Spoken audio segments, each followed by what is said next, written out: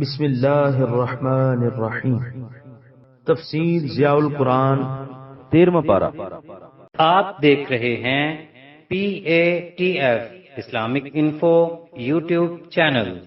مزید Islamic videos کے لیے ہمارا چینل سبسکرائب کریں۔ بسم اللہ الرحمن الرحیم۔ سورہ ابراہیم آیت نمبر 7۔ وَإِذْ تَأَذَّنَ رَبُّكُمْ لَئِن شَكَرْتُمْ لَأَزِيدَنَّكُمْ وَلَئِن كَفَرْتُمْ إِنَّ عَذَابِي لَشَدِيدٌ۔ ترجمہ۔ اور یاد کرو جب تمہیں مطلع فرمایا تمہارے رب نے اس حقیقت سے کہ اگر تم پہلے احسانات پر شکر ادا کرو تو میں مزید اضافہ کروں گا، اور اگر تم نے ناشکری کی تو جان لو یقیناً میرا عذاب شدید ہے۔ سورہ ابراہیم آیت نمبر 7 کے پہلے حصے کی تفسیر۔ تأذنا و اذنا دونوں کا معنی اعلمہ ہے، یعنی خبردار کیا، آگاہ کیا۔ شکر کی حقیقت یہ ہے کہ تو اپنے منعم کے انعام کا اعتراف کرے اور پھر اس انعام کو اپنے منعم کی نافرمانی میں صرف نہ کرے۔ عارفوں کا قول ہے کہ شکر سابقہ انعامات کی زنجیر ہے اور مزید انعامات کا صیاد ہے۔ حضرت داؤد علیہ السلام نے عرض کی، اے رب میں تیرا شکر کیسے ادا کر سکتا ہوں، کیونکہ توفیق شکر بھی تیری ایک نئی نعمت ہے۔ اللہ تعالیٰ نے اس کے جواب میں فرمایا، اے داؤد علیہ السلام جب تو نے اس حقیقت کو پا لیا تو اب تو نے میرا شکر ادا کر دیا۔ سورہ ابراہیم آیت نمبر 7 کے بقیہ حصے کی تفسیر۔ یقیناً میرا عذاب شدید ہے۔ جس طرح شکر مزید انعام و اکرام کا باعث ہے، اسی طرح ناشکری اور کفران نعمت محرومی کا سبب ہے، اور اللہ تعالیٰ کی دی ہوئی دولت، عزت، علم وغیرہ کو اس کی نافرمانی میں خرچ کرنا سب سے بڑی ناشکری ہے۔ سورہ ابراہیم آیت نمبر 8۔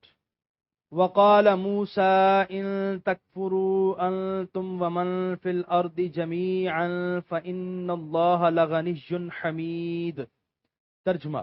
نیز یہ بھی فرمایا موسیٰ علیہ السلام نے، اگر تم ناشکری کرنے لگو، صرف تم ہی نہیں بلکہ جو بھی سطح زمین پر ہے ناشکری کرے، تو بے شک اللہ تعالیٰ غنی اور سب تعریفوں کا مستحق ہے۔ سورہ ابراہیم آیت نمبر 8 کی تفسیر۔ حضرت موسیٰ علیہ السلام نے اپنی قوم کو بتایا کہ شکر گزار بننے میں تمہارا ہی فائدہ ہے، اور کفران نعمت کرو گے تو خود ہی نقصان اٹھاؤ گے۔ اللہ تعالیٰ کو نہ تمہاری احسان مندیوں کی ضرورت ہے اور نہ تمہاری ناشکریوں کا خوف۔ سورہ ابراہیم آیت نمبر 9۔ أَلَمْ يَأْتِكُمْ نَبَأُ الَّذِينَ مِن قَبْلِكُمْ قَوْمِ نُوحٍ وَعَادٍ وَثَمُودَ وَالَّذِينَ مِن بَعْدِهِمْ لَا يَعْلَمُهُمْ إِلَّا اللَّهُ جاءتهم رسلهم بالبينات فردوا أيديهم في أفواههم وقالوا إنا كفرنا بما أرسلتم به وإنا لفي شك مما تدعوننا إليه مريب۔ ترجمہ۔ کیا نہیں پہنچی تمہیں اطلاع ان قوموں کی جو پہلے گزر چکی ہیں، یعنی قوم نوح اور عاد اور سمود، اور جو لوگ ان کے بعد گزرے، نہیں جانتا انہیں مگر اللہ تعالیٰ، لے آئے تھے ان کے پاس ان کے رسول روشن دلیلیں، پس انہوں نے ازراہ تمسخر ڈال دیے اپنے ہاتھ اپنے منہوں میں، اور بڑی بے باکی سے کہا، ہم نے انکار کیا اس دین کا جس کے ساتھ تم بھیجے گئے ہو اور جس کی تم ہمیں دعوت دیتے ہو، اس کی صداقت کے بارے میں ہم شک میں ہیں جو تذبذب میں ڈالنے والا ہے۔ سورہ ابراہیم آیت نمبر 9 کے پہلے حصے کی تفسیر۔ اور جو لوگ ان کے بعد گزرے، گزشتہ قوموں کے حالات سے عبرت حاصل کرنے کی تلقین کی جا رہی ہے۔ سورہ ابراہیم آیت نمبر 9 کے بقیہ حصے کی تفسیر۔ تو پس انہوں نے ازراہ تمسخر ڈال لی اپنے ہاتھ اپنے منہوں میں، جب ان کے انبیاء انہیں شرک سے منع کرتے اور اللہ تعالیٰ کی وحدانیت پر ایمان لانے کی دعوت دیتے تو اپنے منہ پر ہاتھ رکھ کر انہیں خاموش ہونے کا اشارہ کرتے، یا اظہار حیرت کے لیے اپنے منہ پر ہاتھ رکھ لیتے۔ ان دونوں صورتوں میں افواہہم کی ضمیر کا مرجع کفار ہوں گے، اور اگر اس کا مرجع رسولوں کو بنایا جائے تو اس کا مطلب یہ ہوگا کہ جب وہ انہیں واز کہنے لگتے تو یہ بے ادب آگے بڑھ کر ان کے منہ پر ہاتھ رکھ دیتے اور انہیں بولنے کی بھی اجازت نہ دیتے۔ بعد والا جملہ ان کے اس بے باکانہ طرز عمل کی تائید کرتا ہے۔ سورہ ابراہیم آیت نمبر 10۔ قالت رسلهم افی اللہ شک فاطر السماوات والارض يدعوكم ليغفر لكم من ذنوبكم ويؤخركم إلى أجل مسمى قالوا إن أنتم إلا بشر مثلنا تريدون أن تصدونا عما كان يعبد آباؤنا فأتونا بسلطان مبين۔ ترجمہ، ان کے پیغمبروں نے پوچھا کیا تمہیں اللہ تعالیٰ کے متعلق شک ہے جو پیدا فرمانے والا ہے آسمانوں اور زمین کا، جو اتنا کریم ہے کہ بلاتا ہے تمہیں تاکہ بخش دے تمہارے گناہ، اور جو اتنا مہربان ہے کہ پہم نافرمانی کے باوجود تمہیں مہلت دیتا ہے ایک مقررہ میعاد تک۔ ان نادانوں نے جواب دیا نہیں ہو تم مگر بشر ہماری طرح، تم یہ چاہتے ہو کہ روک دو ہمیں ان بتوں سے جن کی پوجا ہمارے باپ دادا کیا کرتے تھے، پس لے آؤ ہمارے پاس کوئی روشن دلیل۔ سورہ ابراہیم آیت نمبر 10 کے پہلے حصے کی تفسیر۔ ان کو رسولوں نے فرمایا کہ اگر تم کسی مشکل اور پیچیدہ مسئلے کو نہ سمجھ سکتے تو تم معذور تھے، لیکن اتنی بڑی کھلی اور روشن حقیقت کا انکار سخت نادانی ہے کہ اللہ تعالیٰ کی توحید میں تمہیں شک ہے جو سب کا خالق ہے اور جس کا در کرم تمہاری مسلسل سرتابیوں کے باوجود کھلا ہوا ہے۔ سورہ ابراہیم آیت نمبر 10 کے بقیہ حصے کی تفسیر۔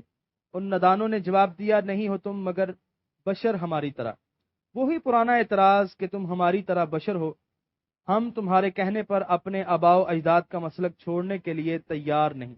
سورہ ابراہیم آیت نمبر 11۔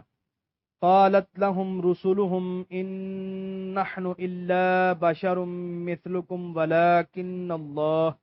ولكن الله يمن على من يشاء من عباده وما كان لنا أن نأتيكم بسلطان إلا بإذن الله وعلى الله فليتوكل المؤمنون۔ ترجمہ، کہا انہیں ان کے رسول نے کہ ہم تمہاری طرح انسان ہی ہیں، لیکن اللہ تعالیٰ احسان فرماتا ہے جس پر چاہتا ہے اپنے بندوں سے، اور ہمیں یہ طاقت نہیں کہ ہم لے آئیں تمہارے پاس کوئی دلیل بجز اذن خداوندی، اور مومنوں کو فقط اللہ تعالیٰ پر ہی بھروسہ کرنا چاہیے۔ سورہ ابراہیم آیت نمبر 11 کے پہلے حصے کی تفسیر۔ اللہ تعالیٰ کے رسولوں نے فرمایا کہ ہم کب انکار کرتے ہیں کہ ہم بشر نہیں ہیں، اور ہم نے کب دعویٰ کیا ہے کہ ہم فرشتے ہیں؟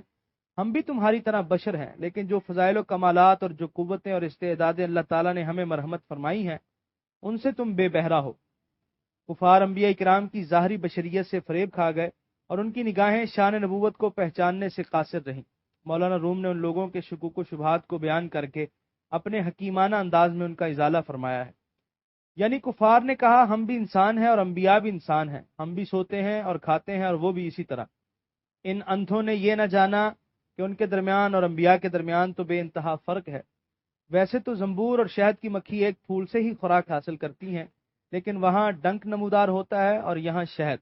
دونوں قسم کے ہرن ایک ہی گھاس کھاتے ہیں اور پانی پیتے ہیں، لیکن ایک سے صرف لید نکلتی ہے اور دوسرے سے خالص کستوری۔ کافر کھاتا ہے تو اس سے نجاست نکلتی ہے، اور نبی کھاتا ہے تو وہ نور خدا بنتا ہے۔ سورہ ابراہیم آیت نمبر 11 کے بقیہ حصے کی تفسیر۔ اور ہمیں یہ طاقت نہیں کہ ہم لے آئیں تمہارے پاس کوئی دلیل بجز اذن خداوندی، یعنی معجزات کا ظہور اللہ تعالیٰ کے اذن سے ہوتا ہے، ہم اپنی مرضی سے تمہیں کوئی معجزہ نہیں دکھا سکتے۔ سورہ ابراہیم آیت نمبر 12۔ وَمَا لَنَا أَلَّا نَتَوَكَّلَ عَلَى اللَّهِ وَقَدْ هَدَانَا سُبُلَنَا وَلَنَصْبِرَنَّ عَلَى مَا آذَيْتُمُونَا وَعَلَى اللَّهِ فَلْيَتَوَكَّلِ الْمُتَوَكِّلُونَ۔ ترجمہ، اور ہم کیوں نہ بھروسہ کریں اللہ تعالیٰ پر، حالانکہ اس نے دکھائی ہے ہمیں ہماری کامیابی کی راہیں، اور ہم ضرور صبر کریں گے تمہاری اذیت رسانیوں پر، بس اللہ تعالیٰ پر ہی توکل کرنا چاہیے توکل کرنے والوں کو۔ سورہ ابراہیم آیت نمبر 12 کی تفسیر۔ تم جی بھر کر ہمیں اذیت پہنچاؤ، مقدور بھر ہم پر ظلم و ستم کرو، ہم بڑی استقامت سے ان تمام مصائب کو برداشت کریں گے، اور صبر کا دامن ہمارے ہاتھ سے چھوٹنے نہیں پائے گا، کیونکہ ہم اپنے رب پر بھروسہ کیے ہوئے ہیں، اور جن کا بھروسہ قادر و توانا پروردگار پر ہوتا ہے انہیں گھبراہٹ اور بے صبری سے کیا واسطہ۔ یہاں پر 13ویں پارے کا 14واں رکوع مکمل ہوا، اور یہاں پر 13ویں پارے کا 3 پاؤ مکمل ہوا۔ قرآن کریم کے مفہوم کو واضح کرنے کی یہ فقیرانہ کوشش اگر آپ کو اچھی لگی ہو اور آپ ہماری حوصلہ افزائی کرنا چاہیں تو اس ویڈیو کو شیئر کر دیجئے، کیونکہ تبلیغ دین فرض ہے۔ ہم نے اپنے حصے کا چراغ روشن کیا، دعا ہے کہ آپ بھی اپنے حصے کا کریں۔